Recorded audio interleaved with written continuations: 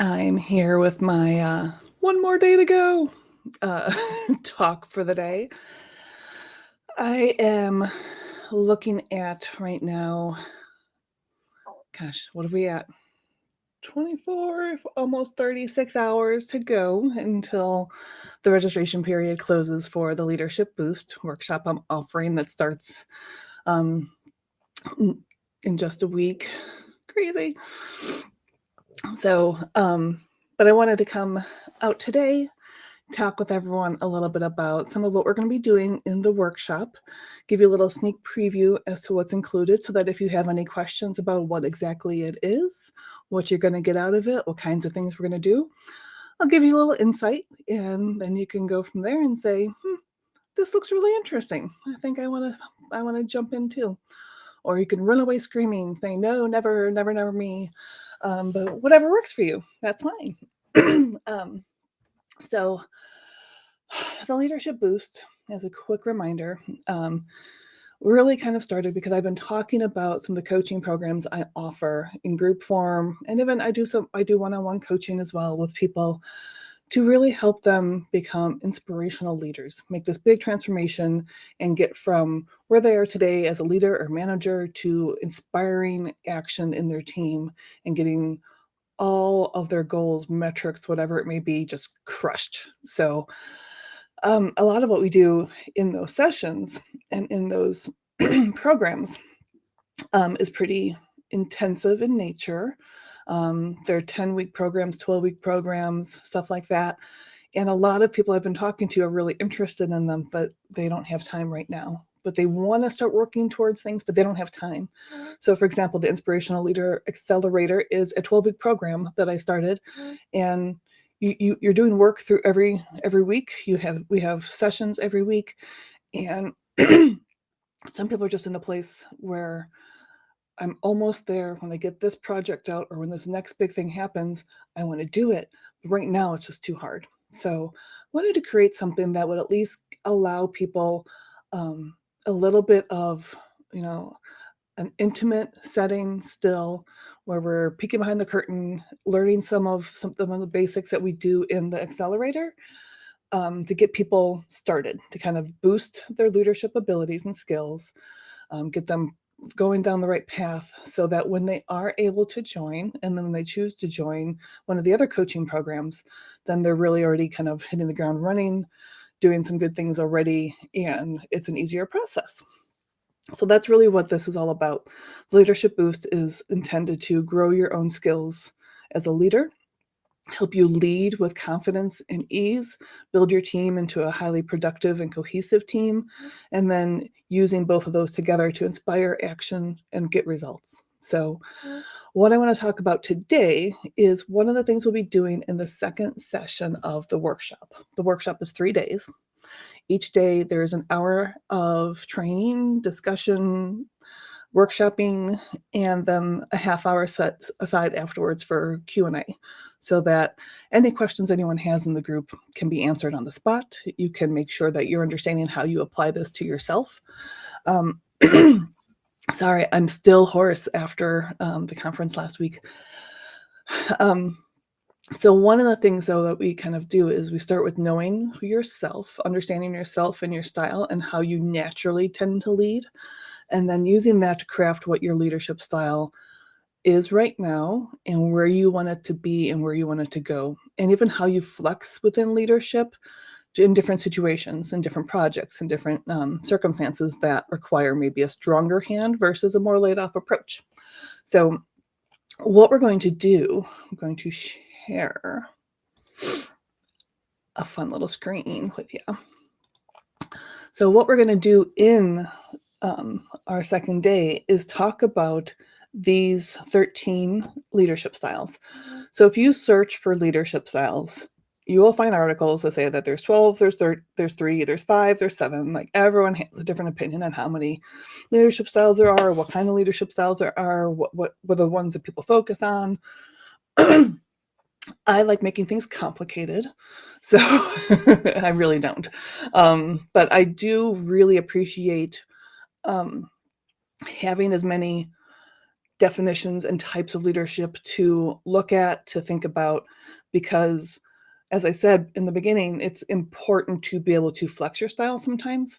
That I know that myself as a leader, I tend to be a servant leader and a coaching leader very much. Like, I was telling somebody recently that I don't miss herding cats as a manager. I never liked the personnel management, the true HR piece of it, and feeling like I was just constantly pushing people in directions and having to do reviews and doing all this stuff. I didn't like the logistics side of that, but I loved to coach and mentor my staff and people around me. Um, so I had very much a coaching style. I really wanted to build people up to take on as much as they were willing and teach them how to make their own decisions, teach them how to analyze situations. And then with that, I could be more hands off as a manager and focus on coaching them and enabling them to do all the right things. That's my natural style. There have definitely been times in my career where I needed to be a little more um, instructive, more quick to decide. And that's where, on the top left, the more authoritative styles of leadership come into play. So we'll talk about these more in a minute.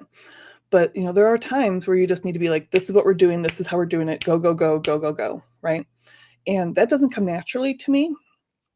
My style does allow me to be more on the dominant side than the passive side, but that's not normally how I like to play. I want to be very collaborative and inclusive. So I have to very consciously make that shift in my mindset of, okay, this project can't tolerate this type of focus on execution and getting everyone running in the same direction and have a more commanding style right now. Some styles are just always going to be difficult for people too. Autocratic is very hard for me. Autocratic is where you are very quick to make decisions. You make decisions on your own, very independently, and really don't depend on the advice or input of your team to make that decision. You have all the knowledge you need. You know what you need to do. You just make a decision and go and direct and run. And your team is very focused on implementation, and you are directing the whole choir. So that one is harder for me because I do believe in gathering input and having this collaborative process. So I have to be very intentional when I do need to do that, especially if we're in a position where maybe you're having a performance issue, maybe something's not going well. You need to be more autocratic. You need to really drive that with people, especially depending on where you are in how you delegate to people. I've got a great thing I'll share in the future, 8 levels of delegation, anywhere from I'm going to tell you what to do, how to do it, when to do it, and every little piece of this will micromanage the heck out of you, or here's generally what I need, go figure it out and come back to me with a thing. So depending on where you are on that scale with people too, that may describe how you manage your own leadership style. So we're going to talk about each of these styles in depth in the session. And then we're going to go in a little more depth about how your own personal style plays into these. So, I was just talking a little bit about commanding, autocratic, and democratic, the more authoritative styles of leadership. And what you see here are the D, DI, D, IDI. These are all types of styles on the Everything Disc assessment that every member of the workshop will be completing as well. So Ds are dominant. They're decisive. They're all about action, and they want to move forward. So these authoritative styles work really well for them. I am an ID. So ID means when I have to become more authoritative, my style naturally goes more towards a democratic style, which is I'm still collecting input from the team, but ultimately I make the decision, and it may not be as quick to be made as the autocrat, but as the democratic leader, I'll take a little more time to get input and then have that inform my decision and then still make it relatively quickly and be very directive and concise and clear in what that direction is. But I'm going to do it with a little more input typically, unless the circumstances simply don't allow for it. So this is all about understanding how my own style, my own personality, just my natural tendencies translate into leadership, and how I need to be thoughtful in how I flex my leadership styles depending on the situation. Some, like I mentioned before, autocratic, I may have some D in me, but the I means that I'm very enthusiastic, outgoing, collaborative, all the things I've already talked about. And the I in me then is able to flex to more of a D, which would allow me to be a commanding or autocratic leader in certain situations. But it's also more draining for me. It's more tiring, and it takes a lot more intention and thought to do. So that's really important to know, because that also means I know personally I can't sustain that style of leadership for a really long time. It's so exhausting for me and so outside of my natural personality that I don't like it, and it feels uncomfortable. So, understanding that discomfort that comes with certain styles is important also, um, because you're going to need to be able to manage that also. So, um, so that's a little bit of a peek behind the curtain. There's going to be a lot more depth in this in the session itself, where we'll be going over each of those 13 styles and then jumping into each of those 4 kind of categories that are laid out in. So, each of these 4 boxes represents kind of a suite of styles, and then how your own personal assessment, everything disc assessment and style and personality play into how you choose, and very intentionally, your leadership style, and how you think through decisions, how you approach your people, how you approach your management, a structure above you, how you approach your peers. All of that plays together to make you a stronger leader. So that's the type of information we're going to be talking about. That's the type of learning there'll be. And like I said, at the end of the hour session, where we dive in deep on this, everyone's going to have time to ask questions and make sure that they understand exactly how this applies to themselves. So if you are interested in participating in the Leadership Boost, you have until midnight tomorrow to register for one of these 2 first sessions. It's being offered right now for $99 for the 3 sessions. First next week, I'm offering it during lunchtime, Central Time. The following week are evening sessions. So people who maybe are in different coasts, or it's easier to do something more after hours when your schedule gets a little clearer then. The idea is that hopefully all those people who are so busy have the opportunity to still jump into one of these sessions, get what they need out of it, and start applying this. One of the things I'm throwing in to this session is membership for 3 months into my Inspire and Empower Facebook group. So it's a small group coaching membership team that we are going to use for implementing this. So as you are applying what you learn, you have that community, including me, to ask questions to, of people who are going through the same thing, or just shouting out, "Hey, Mary Jo, what are you? I don't understand what this one was. What do I need to do to try and in this situation? How can I be a better leader when this craziness is going on?" I'm there on Facebook to answer your questions. Your peers are as well. And that's a really big add-in to this. I really wanted to offer it because I wanted the members of the workshop to have some support afterwards.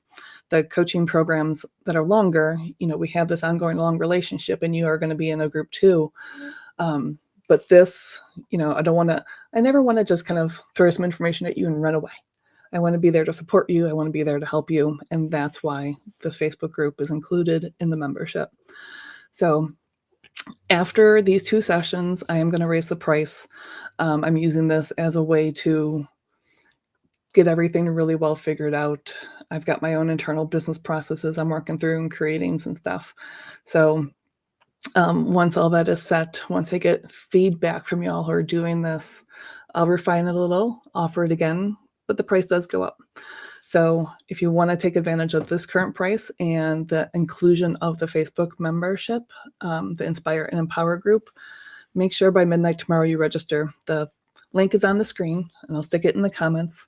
So if you're interested in registering, just follow that link, choose which session you want to be in, and it'll take you to the registration page. That's all I have for today. Hope you all have a great day, great weekend. Register by midnight tomorrow. I'll talk